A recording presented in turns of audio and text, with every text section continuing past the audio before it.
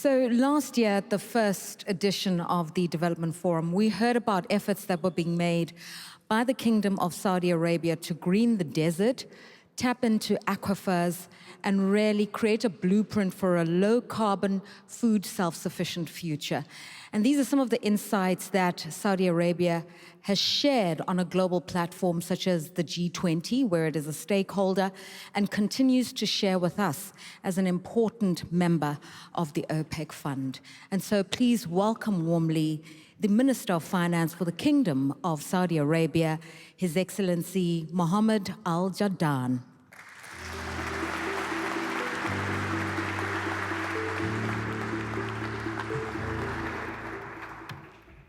Good morning, everyone. Very exciting day and a beautiful Vienna. And I just came from Paris, and I'm going back to Paris after this. A lot of exciting times, including for development institutions. So good morning again, Excellencies, distinguished guests, delegates, ladies and gentlemen. Many thanks, Abdul Hamid and OPEC Fund, for organizing this forum to discuss some of the most pressing issues facing international development. In recent years, global economy has encountered multiple overlapping crises and challenges. While COVID-related challenges have subsided, a number of others, including food insecurity, inadequate access to water and energy, rising debt levels, and subdued growth are hindering development in many countries, with poorest countries most affected. The 2030, and we have heard this earlier, the 2030 SDGs were agreed upon about 7 years ago, 8 years ago. We are almost halfway to 2030 targets, and a lot needs to be done to be able to achieve these targets. In particular, SDG 2 and SDG 7 are way behind. About 8% of the global population is projected to still face hunger in 2030, unfortunately. And 660 million people would still be without access to energy. While both issues are intertwined, each poses a unique set of challenges that the global community must address collaboratively and with a sense of urgency.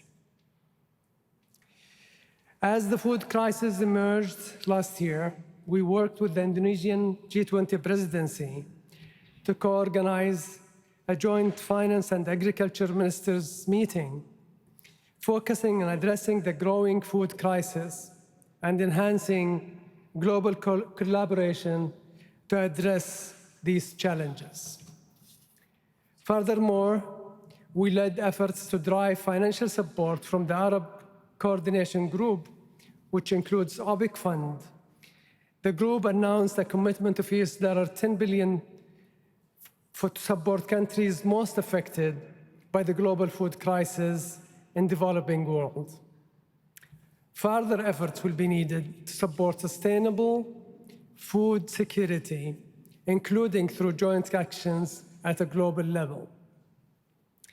Added to the traditional development challenges are the recent geopolitical tensions that have made it even more difficult to address critical global issues. Indeed, global economic integration has slowed over the past decade, while trade restrictions rose rapidly, unfortunately. This is a stunning reversal of fortune. After all, the global economy benefited from more interconnectedness, as economic integration has helped billions of people become wealthier, healthier, and better educated. Thus, it is very critical to confront fragmentation, focusing on areas where we cooperate and cooperate better. and finding innovative ways to achieve our common goals with a renewed spirit of multilateralism. In this context, multilateral development banks should play an enhanced role in promoting collaboration and fostering unified approaches towards addressing these challenges. As we have heard earlier from the Prime Minister and from the panelists and the earlier speakers, multilateral development banks need to reinvigorate themselves to deliver a more ambitious, nationally driven, and globally coordinated efforts that improves people's lives in an inclusive, sustainable, and just manner. Multilateral development banks have an opportunity to mobilize theirs and others' resources to achieve their own mandate. My last point is related to climate change. Engagement on climate change should be guided by commitments embedded in the Paris Agreement, including the principles of common but differentiated responsibilities in light of different national circumstances. Developing countries' efforts should be supported to reduce and manage greenhouse gas emissions consistent with their nationally determined commitments.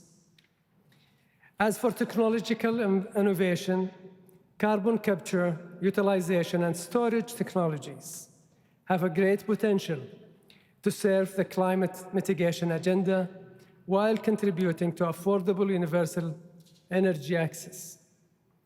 I urge all stakeholders, including multilateral development banks, to promote and foster the development, financing, and deployment of technologies that can contribute to a reduction in greenhouse gas emissions. To conclude, I would like just to take about 2 minutes more to talk about what we are doing in Saudi in this front. Saudi has been ranked #1 donor worldwide in 21, which is the latest published OECD numbers, when it comes to development assistance. And we are doing this to ensure that we share the world issues, we share the world solutions at the same time. Internally, Saudi Arabia launched the Saudi Green Initiative and the Middle East Green Initiative to make sure that the region at large is collaborating to face these challenges and will continue to press on.